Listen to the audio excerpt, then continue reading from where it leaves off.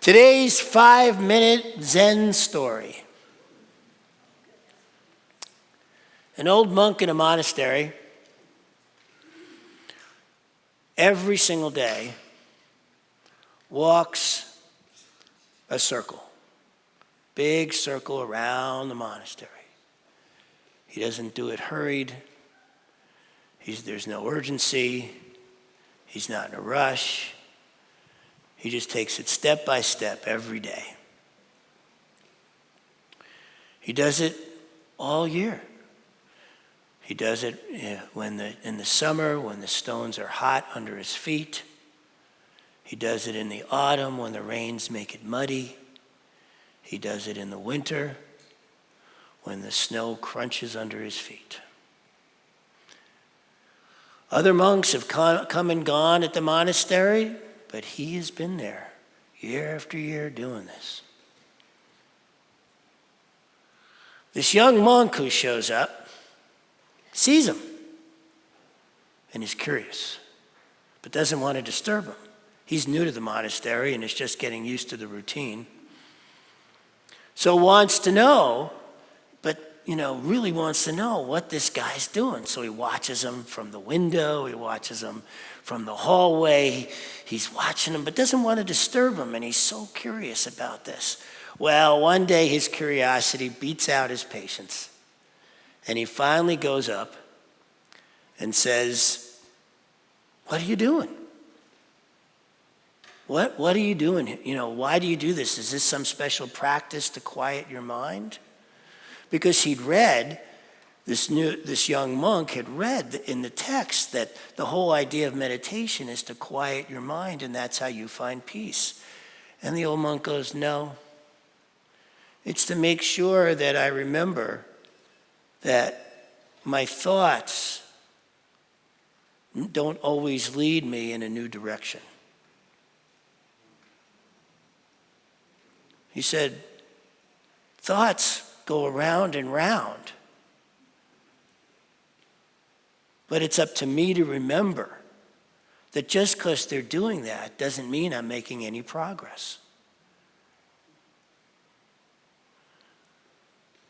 And the young monk said, "Well, it sounds like your walking then is pointless." And he says, "No, because it's about the walking, not the circle.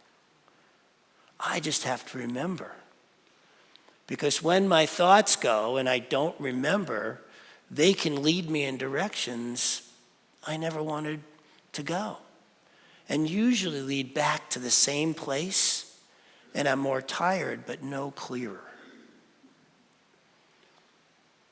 And so the young monk thought about that, and the next day got out there and tried it himself, walking, and noticed his thoughts didn't go away but started to calm. Became more like companions rather than demands. I love the way this guy writes, right? And so the reflection for this week was, what mental loops are you going through that you think are bringing you to progress but aren't? And boy, did I have a ton of those. So I was following that all week, and I love to walk. I love to walk. And so this particular practice has been the easiest one yet because it's what I do anyway. I walk. And usually I walk in loops. And so to remember as I was walking that these steps are my thoughts and they loop, and that doesn't mean I'm making progress. So to just let them be and follow me became pretty easy for me this week. And enjoyable. I really enjoyed it. And that got me thinking about chop wood, carry water. And there's this saying, before enlightenment, chop wood, carry water. After enlightenment, chop wood, carry water.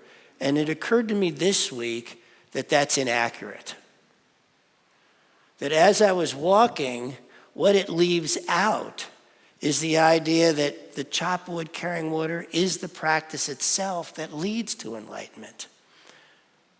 That it's not like there's this other practice that then we get to play against look at, well, before enlightenment, chop wood, carry water, after chop wood, carry water, the chopping wood, carrying water is the practice itself. And so I started being with that in everything I did this week. And I've been doing this a long time, using my activities as my spiritual practice. I guess once it came to me that what we think about, because in this, I started, as I'm doing all my spiritual work this week, which was pretty much everything I do every week, because I bring it in, right? If we infuse every moment, we can remember to do so as spiritual practice. Then we're chopping wood, carrying water as spiritual practice. We're taking care of the kids as spiritual practice. We're at work as spiritual practice. Instead of what I have thought of in the past as balance. And this week it occurred to me that balance is a dualistic concept. That in fact, what actually is sinking more in is the fact it's not about balance. It's about integration. The deeper I bring my spiritual practice into the moments of whatever it is I'm needing to handle in my life, the more I am integrating that higher me in that. I am infusing my life with my awakened state more and more simply by remembering to do so and noticing when I'm not. And so that's the practice. That's what's possible. That's the beauty of the mundane of chop wood, carry water, is how often in the midst do we get urgent? Do we think, especially around things that are not life and death. Have you ever noticed your urgency when it's not life and death? Or am I the only one? This is what goes on. And so in those moments, that's a great time to remember, this is a really good moment for spiritual practice. To come back, to be present, to infuse this moment with what I know to be true about life, which is there is no dualisticness. It's all this one thing going on. We talk about that all the time, right? First step in treatment, there's only one. And yet, how do we bring that into the moments as they are happening, as we're sitting there getting upset about the news? Or we're at work and something happens and it seems like, oh my God, this is this huge thing, and and everybody around you is getting all like, oh my God, and are you remembering then, this is a perfect moment for spiritual practice? Because as our founder says, to abandon the truth in your hour of need is to not understand the truth. And boy, I've been saying that from a stage for, almost 15 years now, and it's sinking into me finally more and more and more as each moment occurs. And so I had this great week to practice. Chop wood, carry water. They weren't all extraordinary events. There was cleaning the bathroom, and I noticed the walls needed cleaning. And so this week I cleaned the walls in the bathroom. And as I'm doing it, I'm going, this is my spiritual practice. Watch my thoughts as I'm doing this. Is there something else I think is more important? Is there someplace else I'd rather be? Well, who wouldn't rather be some other place, right? And then on the other hand, that was the moment I'm going, wow, look at how my mind does that. Look at how I just said that to you guys to get a laugh, mostly. It worked. But it is how our minds work, right? When we have this opportunity to simply be present and take, and then after I finish cleaning, I'm going in the bathroom. It does look cleaner. That really helped. That really worked. And just more and more, I'm going into the corners of the house, the corners that I have rarely taken the time to clean, and getting in there and going, I'm getting in there, and I'm going to clean this corner now, and I'm going to clean this. And do it with spiritual practice. Do it with an awakefulness, a presence.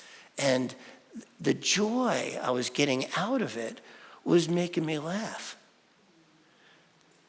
Like, no, there actually isn't someplace else I'd rather be, because I'm here laughing like crazy, and I like laughing like crazy, enjoying myself like that.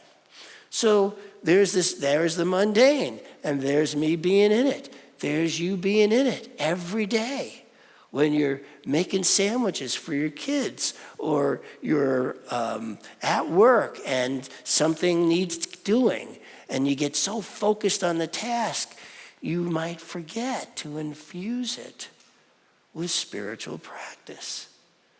And taking that moment to do it doesn't change the chop wood, carry water. You still got to do the task. But it does change how it feels.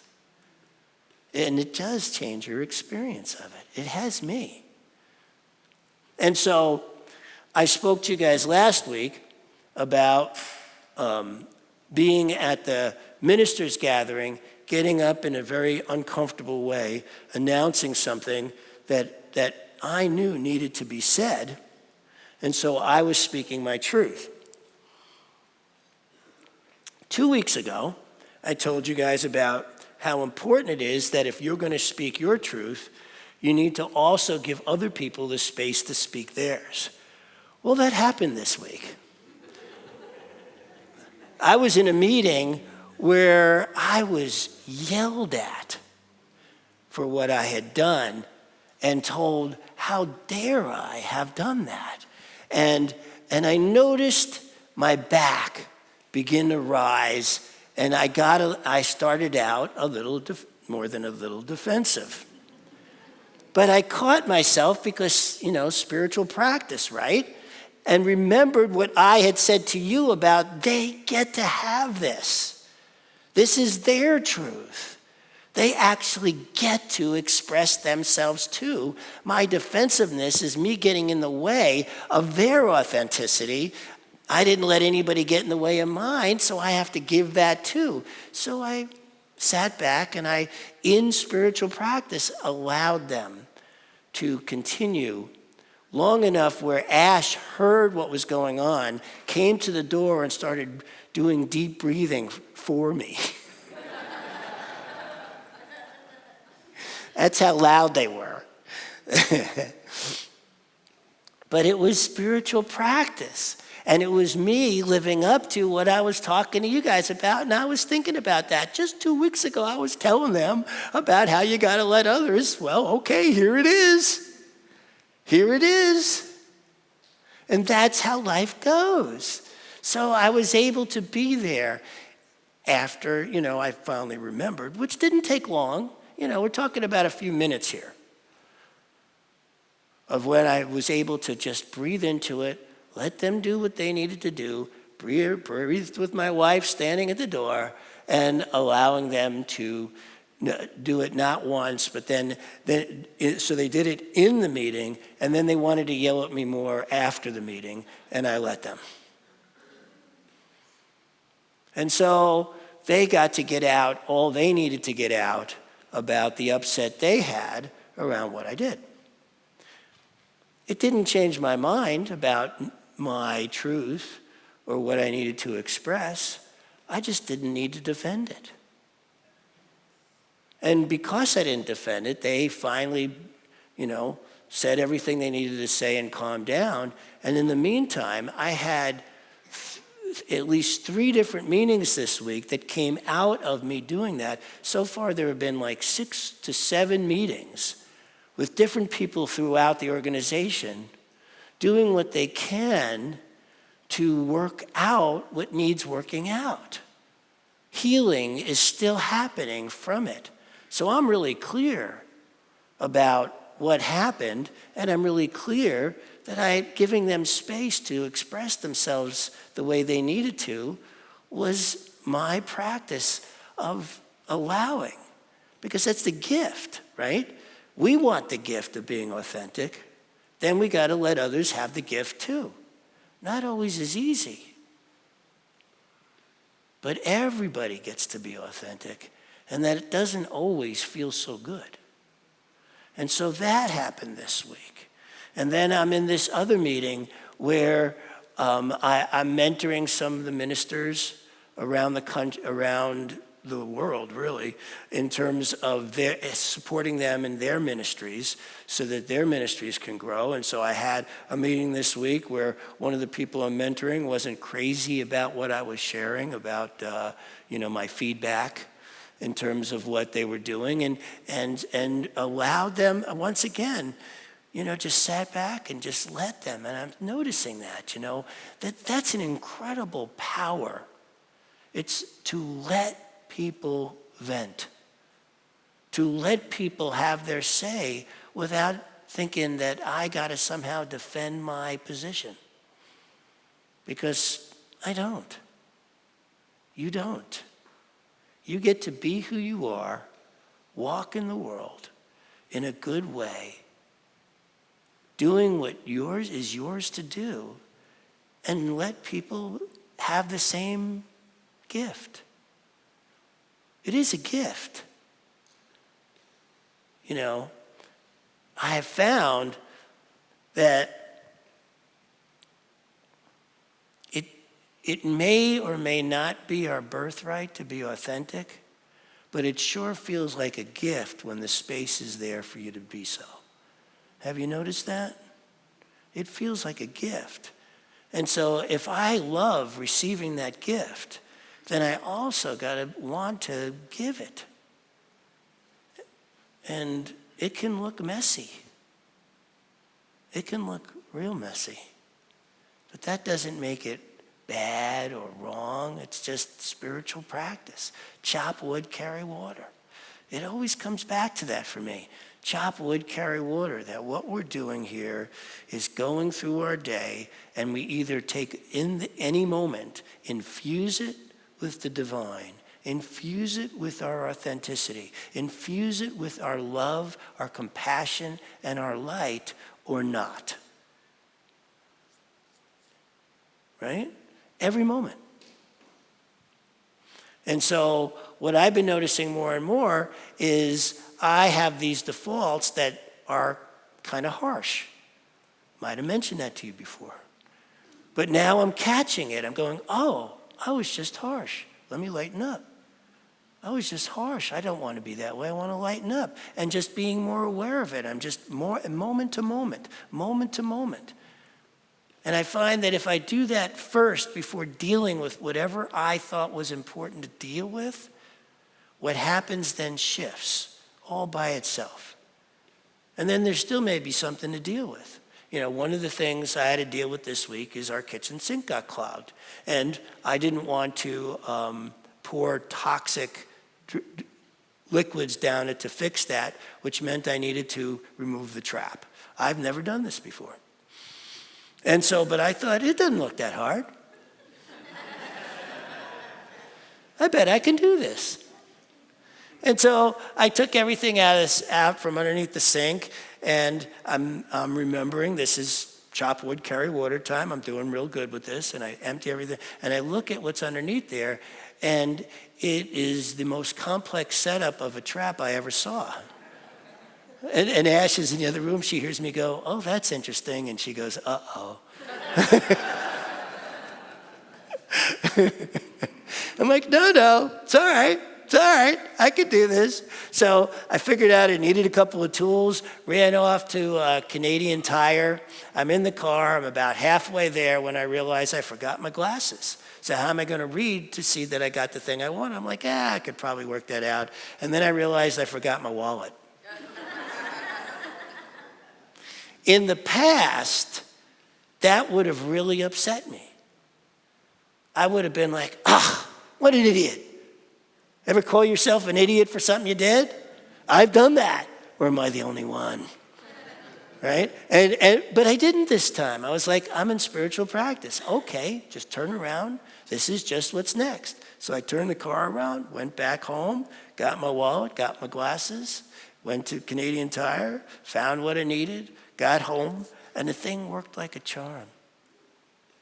Came off, it was, I know that the traps are supposed to be hand tightened, and so I untightened them and had a bucket underneath it. It poured into the bucket just like it's supposed to, the thing, and then I was able to unclog it. It was easy. It turned out to be pretty easy to do. So easy, in fact, that I'm clear I could, if I have to do this every couple of months, it's way better than pouring something toxic like Drano down the sink, right? And so why am I going through plumbing with you? It's because chop wood, carry water. This is life. Maybe you didn't do plumbing. Maybe you had some other chore you had to do this week. I got chores every week. You probably do too.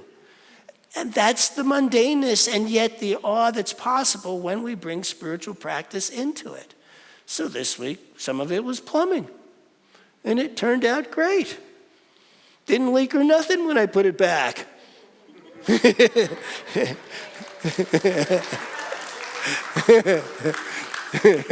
I've been patting myself on the back for 2 days about that. It's not leaking.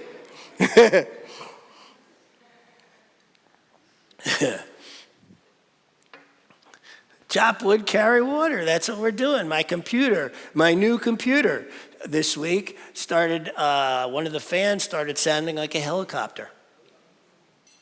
And it's my new computer. In the past, I would have been on the phone, calling them up, yelling at them. And this time I was like, okay, chop wood, carry water. This is what's next. Opened it up, took a look, fooled around with a couple of the fans, moved in, and then, found the problem. No big deal, closed it up, and it works fine. There's no more helicopter sound. Chop wood, carry water. These are just the things. The things I used to, computers, right? Customer service people. I could bring up a myriad of things that used to drive me over the edge. And don't anymore. Because what's more important to me now is not the result of those things. I was hearing somebody say the other day, it's about the results. And I'm here to tell you it's not. That whatever is going on, if you think it's about that result, you are missing the larger picture. The larger picture is if you grow, whatever happens with that result, the next thing that comes along, or however, you will infuse that in a way that you will get even a larger result. That larger results are possible. I hear people say all the time, well, that didn't work. It's never true. It's simply that that's a teaching moment for the skill you're developing for later. That there's something larger going on that is for us in every situation. This is not about balance, it's about integration. How deeply can we integrate and infuse our spiritual practice into each moment of our lives, right? How conscious, how mindfulness.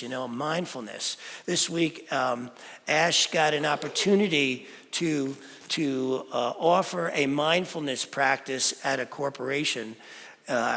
She had brought it to me. We worked on soften and be curious, which is one of our big things here, is how well can we practice soften and be curious in a moment when our back gets up and we're so darn sure we're right. And so, and she presented it, and so we worked on that a while, and it was interesting for me because I have noticed that I have a very little patience about certain things, and that I have most of my life. And here Ash is asking my help, and I was in the middle of doing something else, and I could feel that place in me that has been coming up for 70 years. That doesn't like being interrupted when I'm in the middle of something. And I went, oh, there it is again. That's that exact same feeling I have been getting my whole life. Let's do this different. Let's see how I can shift that. Now, that's not always so easy, right? When it's your default and you feel your stomach tighten, or at least, that's what happens to me. My stomach tightens, my shoulders go up, and I can feel myself tighten. I'm like, oh, feel all that? Feel all that? Being present in the moment, you get to check yourself like that. And then I could take a moment to breathe, relax, infuse it with spiritual practice, shift it to where we worked on something that then Ash presented and came out brilliant. What a difference from in the past when somebody would ask my help, and if I was in the middle of something, I would bark at them, don't bother me. I'm in the middle of something. I was that guy, but I don't want to be that guy, right? And so whatever would have happened with that, I know that because of my willingness to shift, my desire to shift, my openness about shifting, it will shift the way my life experience unfolds. That's the beauty of class. That's the beauty of this teaching. That's the beauty of practice, right? When you're in the midst of all this practice, life shifts. So you don't have to focus on the results. Focus on yourself. How many moments a day are you infusing with your spiritual practice? Now I get up every morning, almost every morning, and do my meditation. I do spiritual reading, and it's a great way to start the day. But then if I don't follow it up with infusing it during the day, I notice the difference.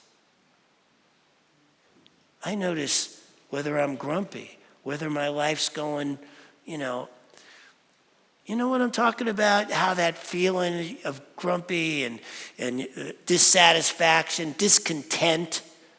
Man, I have spent so much of my life in discontent. And I am so happy that that part of my life is gone. More times than I can count. If you were to take all the times in the first 60 years of my life that I used the word, that was perfect, that was fantastic, that was beautiful. The first 65 years of my life, they would not equal the amount of times that has come out of my mouth in the past year.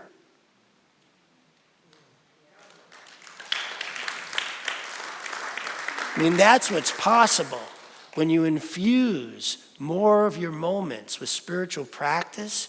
You get to experience a perfection of the moment that is beautiful. And in so doing, impact others because they feel it. Ash felt it when I shifted. People feel it when you shift, and it impacts them. Some unconsciously. And what happens next is they're now wondering about that shift. And then it impacts somebody else because they have that shift. I mean, it's almost like paying it forward. You shift. You are paying forward a light and an awe going with everybody you contact, even if it's unconscious. There's something magical. We talk about there's something wonderful happening here. There's something magical and awestruck that's possible here that then we take out into the world so that chop wood, carry water isn't just something you do and then you get enlightened and then it's different. It's all the way through. It is the practice. It is the practice itself. How many moments of the day can you infuse with your spiritual practice? That's what will make the difference. I love you. Thank you so much for listening.